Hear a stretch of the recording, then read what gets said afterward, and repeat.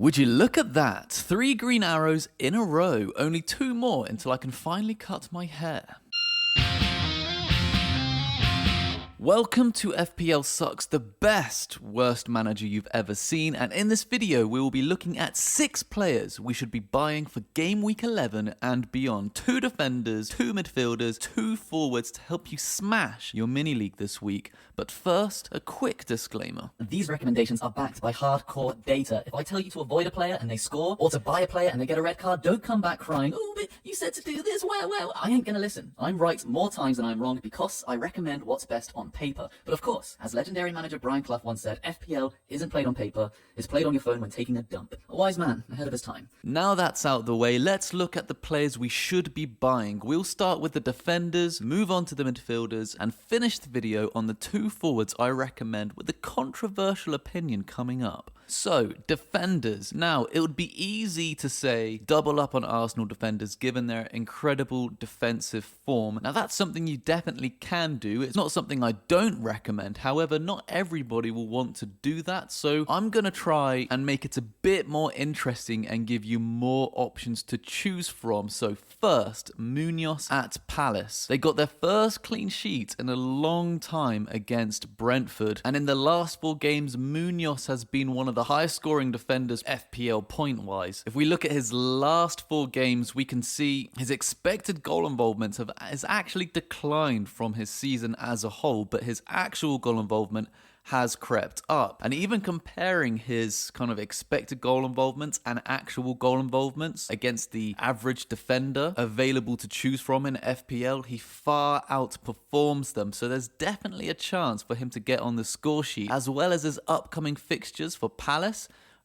They're decent, not perfect, but decent. They play Brighton, Wolves, Manchester United and Burnley. Now, Palace haven't been the best at keeping clean sheets, but is that clean sheet they got against Brentford the beginning of something? Who knows? Let's see. I mean, definitely, probably against Wolves and Burnley in the next 4. It looks like a favourable outcome for them to get a couple clean sheets there. So, as well as Munoz's ability to get in the box and potentially get a goal more than other defenders, I'd say, yeah, he's definitely a good choice going forward. And at £5.7 million, he's currently in my squad, and he's not someone I'm looking to get rid of anytime soon. So he is definitely a defender for your consideration if you didn't want to double up on Arsenal defenders, or you just don't have the money available to get someone like Gabriel from Arsenal. Next up, another attacking defender in Reece James at Chelsea. Now, comparing his last game against his last 4 games and his season to date,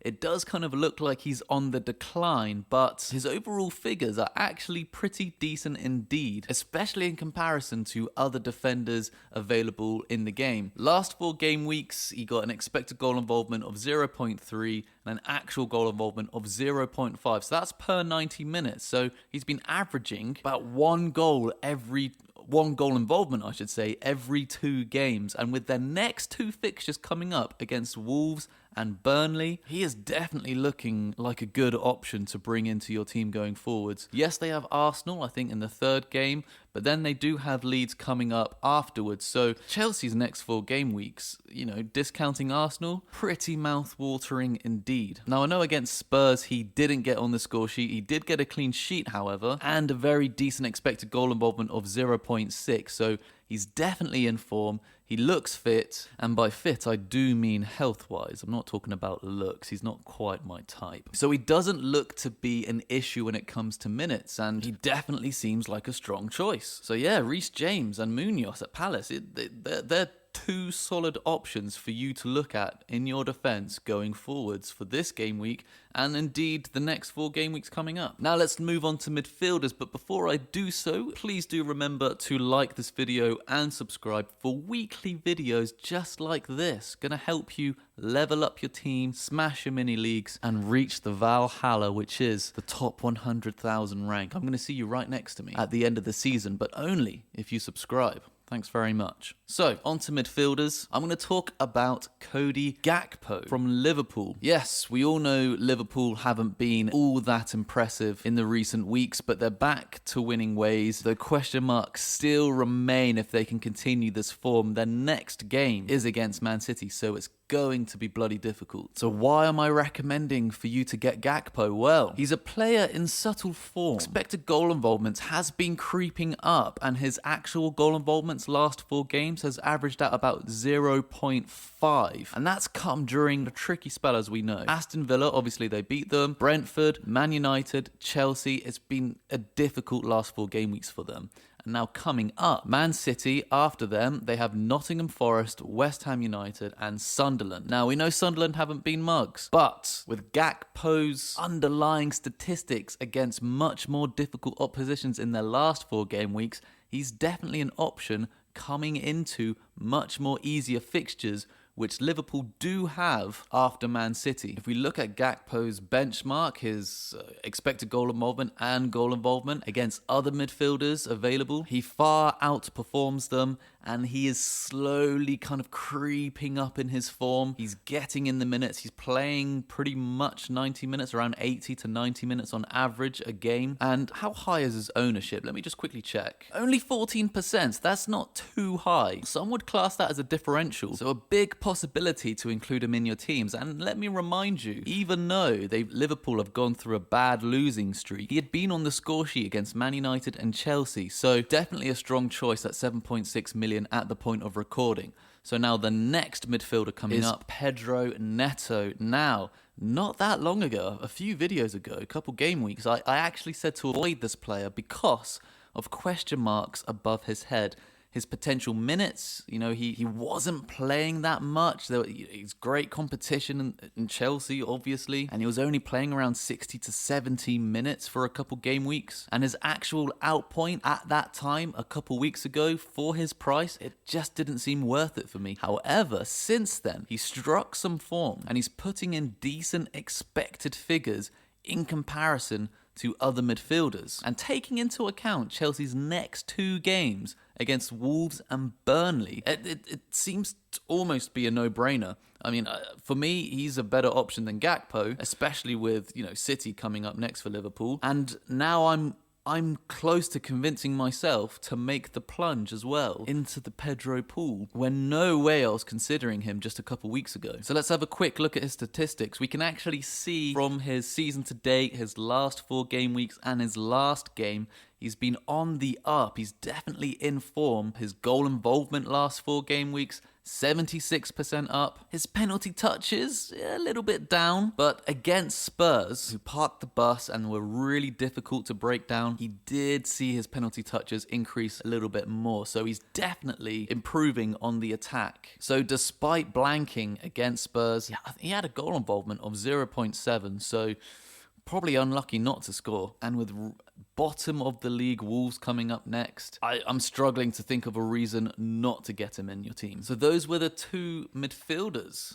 You enjoying the video so far? Who else is talking about these players? Probably everyone else. I have no idea. I don't have the time to watch any other FPL YouTubers because I'm doing my own thing. So if you appreciate it, remember, like and subscribe. On to forwards. I am not going to say Mateta at Crystal Palace, and I'm going to die on that hill. I said not to buy him next week, and I'm going to take that L because, yes, obviously he scored against Brentford. And again, for another week in a row, I'm going to instead say to buy Thiago. Why? Up until very recently, he'd been pulling similar stats to Mateta, but at a much cheaper price point. Mateta is now closing into around 8 million. 8 million for Mateta. When let's look at his stats. Again, as I highlighted in one of my previous videos, his season to date stats, he'd been averaging a goal involvement of almost one goal involvement per game per 90 minutes. But his actual goal involvement has been 0.6, so he's been fluffing almost half of his chances. He's struggling to put them away. He's struggling to finish. And yes, his last 4 game week stats look impressive with a 1.2 expected goal involvement per 90 minutes. But that anomaly where he scored a hat-trick obviously isn't the norm. That's the definition of anomaly. He just hasn't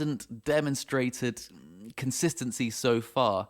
His next few game weeks, you know, Brighton, Wolves, Man United, Burnley, they are favourable. They are pretty good and definitely scoreable options. But for his price, 7.9 million, and his struggles on, you know, what the data is showing, he's struggling to put away a lot of his chances. Is it worth it? I'm not too sure. I'm going to keep an eye on him, but right now, I'm happy sticking with Thiago, who I am recommending to go forward with. If we look at his season-to-date stats for Thiago, his expected goal involvement has been almost half that of Mateta's. His actual goal involvement, though, he's outperformed Mateta, so he seems to be a much better finisher. And comparing Thiago with other forwards in the game, he does perform slightly better than average. And at a price of just 6.2 million, I think that's a bargain. You can use the money you're saving, use that, 1.7 million, whatever, you'll be saving to upgrade elsewhere, upgrade your other forward, upgrade your midfield. I think that's a better outcome in my opinion, which is why I'm dying on the hill of ignoring Mateta in favour of Thiago. And that's my controversial opinion. Now let me move on from a controversial opinion to a very uncontroversial opinion,